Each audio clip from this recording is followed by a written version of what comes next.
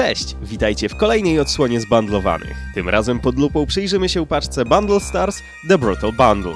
Zapraszamy do oglądania. Tropico 4 to kolejna odsłona słynnych strategii ekonomicznych. Waszym zadaniem jest wcielenie się w El Presidente, przywódcę Bananowej Republiki, który musi rozwijać gospodarkę państwa, zapewniać wygody i dobrobyt mieszkańcom oraz przede wszystkim utrzymać się u władzy.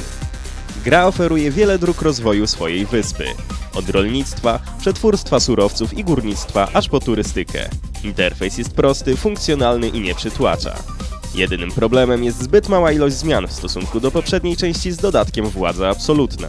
Nawet muzyka jest ta sama, a podstawowa wersja Tropico 4 doczekała się ogromnej ilości dodatkowej, płatnej zawartości, której w tej paczce nie dostaniemy.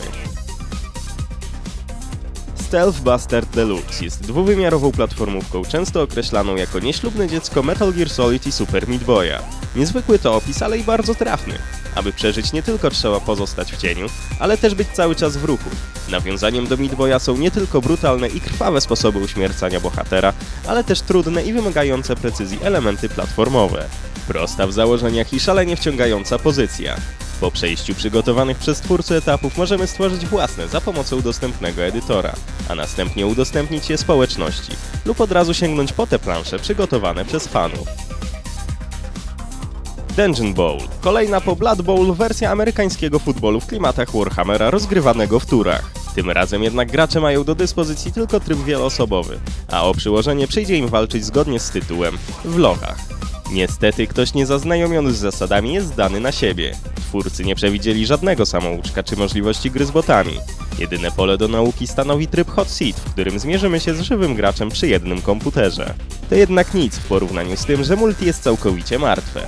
Chcąc zagrać, trzeba czekać w pustej poczekalni na pojawienie się kogokolwiek. Jeśli ktoś ma chrapkę na nietypowy turowy amerykański futbol, to lepiej rozejrzeć się za Blood Bowl Legendary Edition. Port Royal 3. Druga strategia ekonomiczna w zestawie, która jednak w przeciwieństwie do wcześniej omawianej nie jest najlepszą kontynuacją. Gracze kierują losami kapitana na dorobku, któremu przyjdzie zabiegać o bogactwo i sławę na XVI i XVII-wiecznych Karaibach. Tytuł ten potrafi na chwilę przyciągnąć wielowarstwową ekonomią, ale kiedy już się połapiemy w tym wszystkim i napełnimy złotem wirtualny skarbiec, zaczyna nużyć.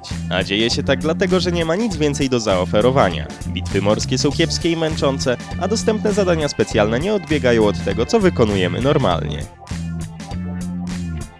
King's Bounty Legends to typowa społecznościówka bazująca na popularności Legend i jej sequeli. Ta darmowa strategia turowa aż roi się od mikropłatności, które wcale takie mikro nie są, a bez nich rozgrywka szybko robi się irytująca.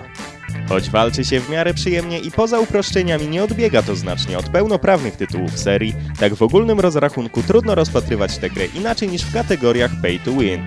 Bundle Stars dołączyło kod na paczkę jednostek, przedmiotów oraz zwiększenie ilości złota i zasobów.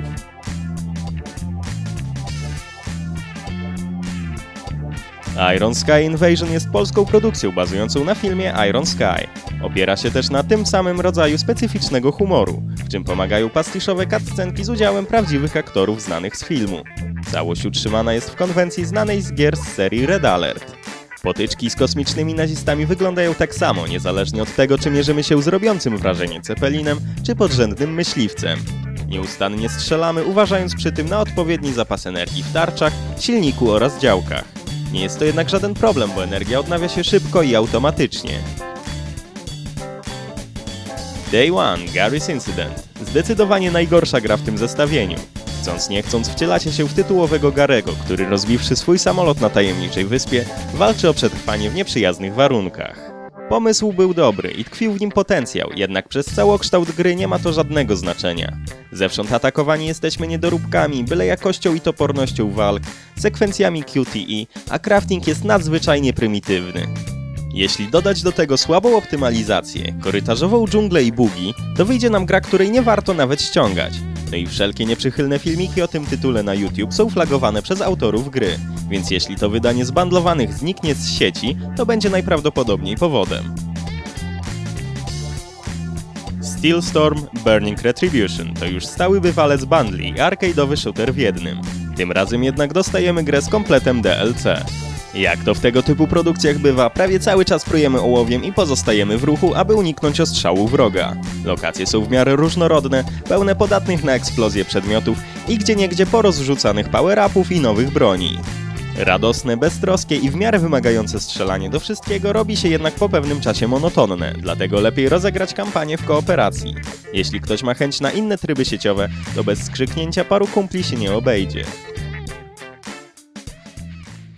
Naval Warfare jest przedstawicielem gatunku twin stick shooterów, w którym zasiadamy za sterami jednostek wodnych i przemierzamy akweny.